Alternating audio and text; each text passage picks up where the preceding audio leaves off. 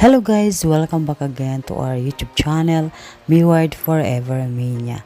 So ngayon guys, naging trending pa rin at usapan pa rin sa social media ang engaged couple na to na si Bea Alonzo at si Dominic Roque na ay confirm na nga na sila ay hindi na magpapakasal dahil sila na nga ay naghiwalay na.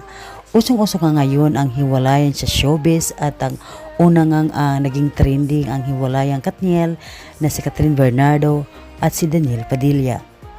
At sumunod agad itong naging trending na ngayon ang hiwalayang Bea Alonzo at si Dominic Roque. Ngayon nga ay talagang maugong-ugong ang usap-usapan sa social media ngayon na talagang marami na ngang nakapansin sa Instagram po ang ating Miss Mama Entrata na hindi na nga makikita ang pictures ng kanyang boyfriend na si Aaron Hashkill. Ilang weeks na rin na napapansin ng ilan sa mga netizen na napapansin nila na hindi na nag-upload si Miss Mama Entrata ng mga pictures or mga video sa kanyang social media account na picture nilang dalawa ni Aaron Hashkill. Kaya naman malakas ang ugong-ugong ng mga ilan sa mga netizen at ilan sa mga Miward fans na totoo kayang naghiwalay na si Miss Mama Entrata at si Aaron Hashkill. Hanggang ngayon ay tahimik pa rin si Maymay at hindi siya nagsasalita tungkol nga sa mga ugong-ugong ng ilan sa mga martes na totoo ngang hiwalay na nga itong si Miss Mama Entrata at si Aaron Hashkill. Sa isang vlog na Marites University ay una nating pinakita dito sa ating channel nga talagang ugong-ugong na ilang mga Marites University na mukha yatang hindi na nag-upload ng video or picture itong si Miss Mama Entrata sa kanyang boyfriend na si Aaron.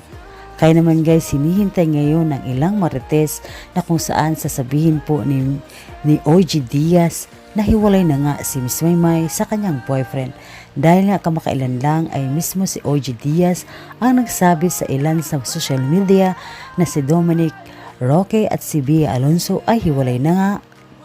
At ito na nga ay nag-confirm na at hinihintay ngayon ng ilang mga netizen na mismo si OG Diaz na naman kaya ang magsabi na hiwalay na nga itong si Mama Entrata at si Aaron Hashkill.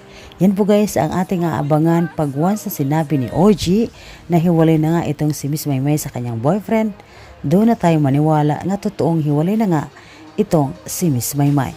Pero nga marami ring nakapansin kahit sa kanyang TikTok ay hindi na natin makikita ang boyfriend ni Maymay, pati na ang kanyang mga upload ng mga video na kasama si Aaron ay hindi natin makikita rin, pati na rin sa kanyang Instagram. Pero wala pa rin lumabas sa mga chismis na totoo ngang hiwalay na nga itong si Miss Maymay. Ibig sabihin, hindi pa rin ito klaro na talagang hiwalay na nga ito sa kanyang boyfriend na si Aaron Hashkill.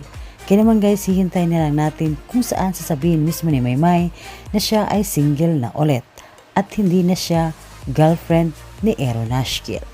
Yan po guys sa aking updates at aabangan pa rin natin guys dito pa rin yan sa ating YouTube channel.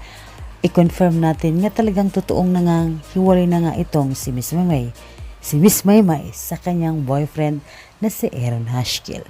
Yan po guys sa aking updates at kung meron po kayong comments, reaction at opinion sa video yung napanood, pwede po kayo guys mag-comment po sa baba ng ating video na ito. Yan po guys at maraming salamat po sa inyong lahat. Hanggang sa susunod po natin ng mga chismis, ng mga chika, dito lang yan sa ating YouTube channel.